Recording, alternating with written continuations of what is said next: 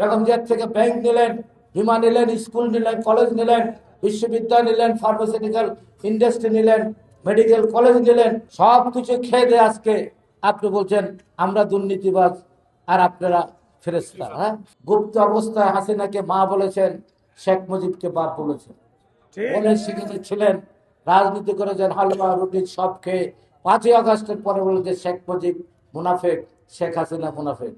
সরকারের টাকা শেষ হয়ে যাবে, জামাতের টাকা শেষ হবে না। পৃথিবীর সবচেয়ে বড় ফান্ড হলো ইহুদি ফান্ডের টাকা, ইহুদিদের টাকা, রয়ের টাকা, খ্রিস্টানদের টাকা, এটা দিয়ে বাংলাদেশ গড়ে তুলবেন, তাই না? আপনাদের প্রার্থীদের চালান বাটি দিলে তো 2 লাখ টাকার পুঁজি হবে না। ডেলি এত টাকা কোথার থেকে খরচ করে? এটারও হিসাব আগামী দিনে বাংলাদেশের মানুষকে দিতে হবে। আজকে তারেক রহমান বলেছেন 10,000 টাকা পর্যন্ত কৃষি ঋণ দেওয়া হবে, 1 টাকাও সুদ লাগবে না কৃষক। আজকে পরিবারের যে মাটি সবচেয়ে বয়োজ্যেষ্ঠ অবহেলায় থাকেন, তার জন্য ফ্যামিলি কার্ড করে দেবেন, মাসে 3,000 টাকা করে ওনার বাড়িতে ভাতা চলে যাবে। সার, কীটনাশক এগুলো হবে, অনেক 8টি দফা দিয়েছেন 31 দফার ভিত্তিতে। এগুলো আপনারা আস্তে আস্তে জানতে পারবেন, সব আপনাদের কাছে এই কার্ডগুলো পাঠিয়ে দেওয়া হবে।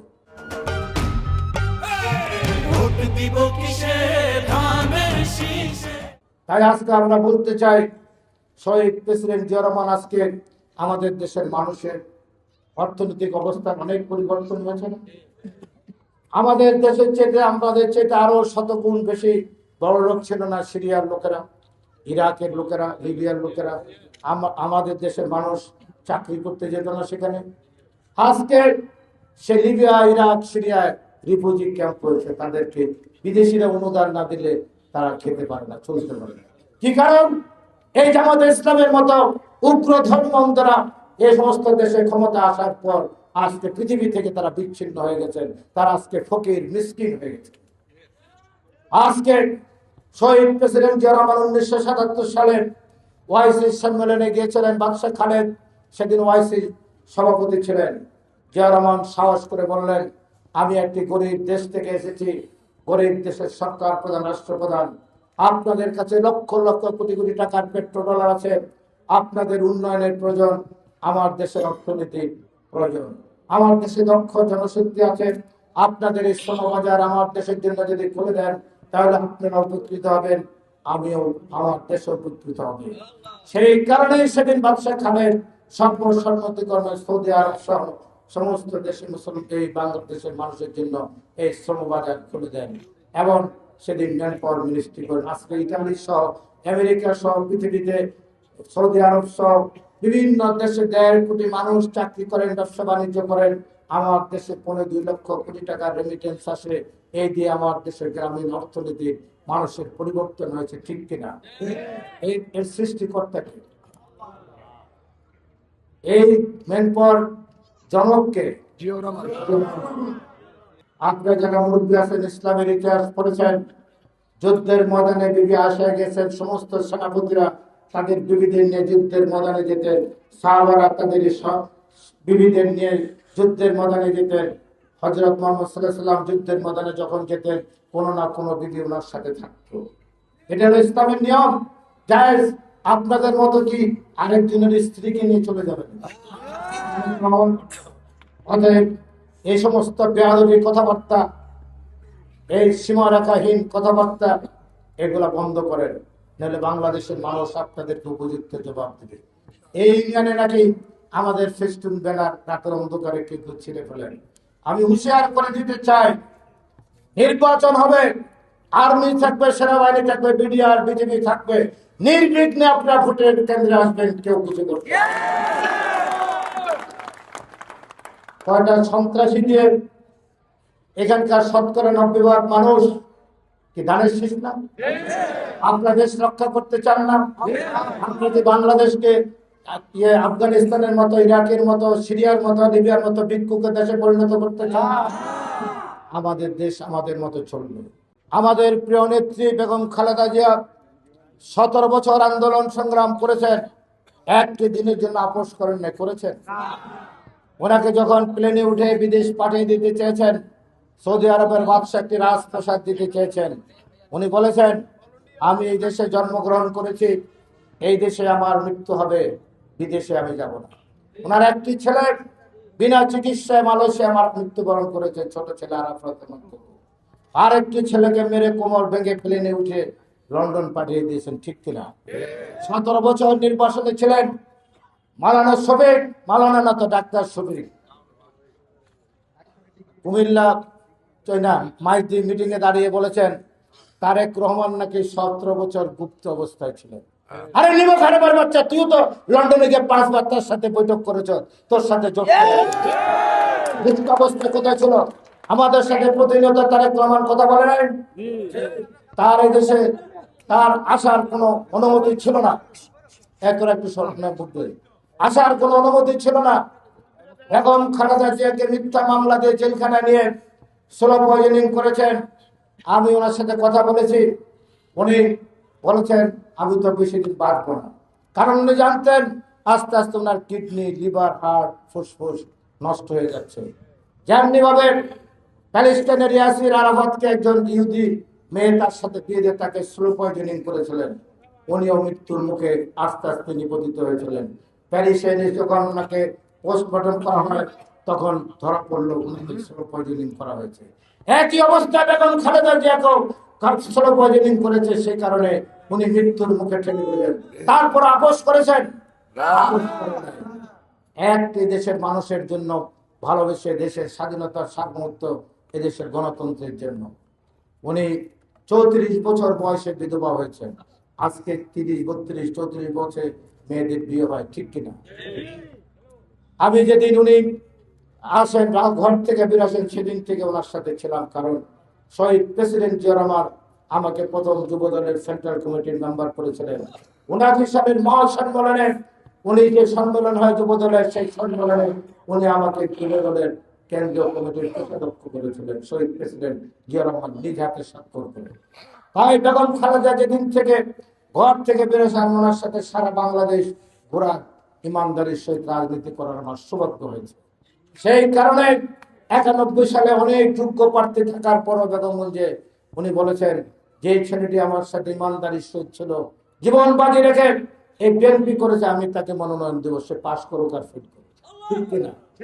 উনি আমাকে মনোনয়ন দিয়েছেন।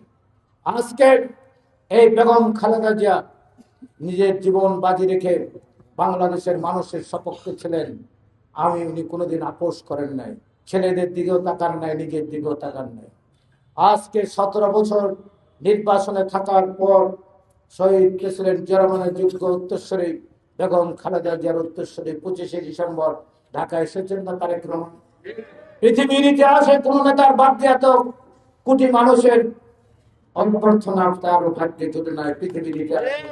এর আগে আজকে বলছেন বেগম খালেদা জিয়া নাকি দুর্নীতিবাদ ছিলেন, তারেক রহমান দুর্নীতিবাদ, শহীদ প্রেসিডেন্ট জিয়া রহমান নাকি স্বাধীনতার ঘোষক না।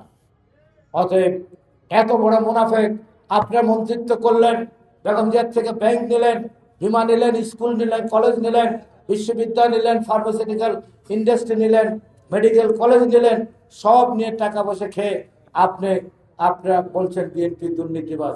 আপনারা ওদিন পদত্যাগ করেন নাই কেন? মুনাফেকের বাচ্চারা সেই মন্ত্রিসভা থেকে পদত্যাগ করেন দুর্নীতিবাদ, আমরা তোমার সাথে থাকবো না। সব কিছু খেয়ে দিয়ে আজকে আপনি বলছেন আমরা দুর্নীতিবাজ আর আপনারা ফেরেশতা। হ্যাঁ, আপনারা 15টি বছর শেখ হাসিনার সাথে তলে তলে ছিলেন, গুপ্ত অবস্থায় হাসিনাকে মা বলেছেন, শেখ মুজিবকে বাপ বলেছেন, বলে সেখানে ছিলেন, রাজনীতি করেছেন, হালুয়া রুটি সব খেয়ে 5ই আগস্টের পরে বলে যে শেখ মুজিব মুনাফেক, শেখ হাসিনা মুনাফেক। এর চেয়ে বড় মুনাফেক আছে নাকি? আপনাদের চেয়ে তো বড় মুনাফেক শেখ হাসিনা। কারণ আপনার শেখ হাসিনাকে মা বলে সব কিছু বলে আপনার বিশ্ববিদ্যালয় ছিলেন, সব জায়গায় ছিলেন, হালুয়া রুটি। আপনাদের কটা লোক মারা গেছে এই আন্দোলন সংগ্রাম? আপনাদের কটা লোক মারা গেছে? 17 বছরে আমাদের 20,000 নেতা কর্মী মৃত্যুবরণ করেছেন, 2,000 নেতা কর্মী গুম হয়েছেন, আমাদের 65 লক্ষ নেতা কর্মীর বিরুদ্ধে মামলা। এখানে যারা বসে আছেন একজন নেতাও নাই মামলার বাইরে, জেলের বাইরে ছিল না, ঠিক কি? আমি 150টি মামলার আসামি, বারবার জেলে গেছি, আসছি। আমাকেও তো মেরে ফেলার জন্য কুমিল্লায় আমার সদনে আমাকে হাত মাথা মনে করছে যে আমি মারা গেছি, ফেলে চলে গেছে। আমার ছেলেকে ধরে নিয়ে গেছে 22 জুলাই। আমার স্ত্রী হসপিটালে ছিল, সারা ঢাকা শহর দুদিন খোঁজে। 25 তারিখ তাকে যখন কোর্ট ইন্টারভিউ এখানে গিয়েছেন, যে ছেলেকে দেখে মন হারানে বলেছেন নো টেনশন, এগিয়ে যাও। এই কথা বলার পর হারুন একটি বিবৃতি দিয়েছেন। এস এম জাহাঙ্গীর এবং বরকতুল্লাহ বুলু ছেলে সানিয়াত বুলু তারেক রহমানের সাথে আলাপ আলোচনা করে বেসরকারি বিশ্ববিদ্যালয় আন্দোলন সংগ্রাম করে তুলেছেন। 12 দিন ছুড়ে আমার ছেলেকে পিটিয়েছেন। আমার ছেলেটা হাঁটতে পারে না, এখনো লাঠি বলছে। অতএব বাংলাদেশে আমরা আন্দোলন সংগ্রাম করেছি, 17 বছরের রাস্তা আমরা তৈরি করেছি, আপনাদের একটা লোক মৃত্যুবরণ করে না। আমরা জীবন দিয়েছি, আর আজকে আপনারা দাবিদার হচ্ছে। আপনারা কার টাকায় বলেন যে সরকারের টাকা শেষ হয়ে যাবে, জামাতের টাকা শেষ হবে না? পৃথিবীর সবচেয়ে বড় ফান্ড হলো ইহুদি ফান্ডের টাকা, ইহুদিদের টাকা, রয়ের টাকা, খ্রিস্টানদের টাকা। এটা দিয়ে বাংলাদেশ গড়ে তুলবেন, তাই না? কোথায় থেকে এত টাকা আসে? আপনাদের প্রার্থীদের চালান বাটি দিলেও তো 2 লাখ টাকার পুঁজি হবে না।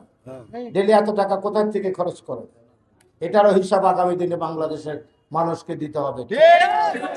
আগামী 12 তারিখ আমাকে ভোট দেবেন না। আগামী 12 তারিখ আপনারা ভোট দেবেন ধানের শীষকে। তারেক রহমান শহীদ প্রেসিডেন্ট জিয়া তারেক রহমান শহীদ প্রেসিডেন্ট জিয়া রহমানের সুযোগ্য উত্তরসূরি। তার মধ্যে শহীদ প্রেসিডেন্ট জিয়া রহমানের প্রতিচ্ছবি দেখা যায়, তার মধ্যে বেগম খালেদা জিয়ার প্রতিচ্ছবি দেখা যায়, এবং তার কথাবার্তা, শালীনতা সব কিছু মিলে মনে হয় একটা রাষ্ট্রপ্রধান কথা বলছেন, ঠিক কিনা?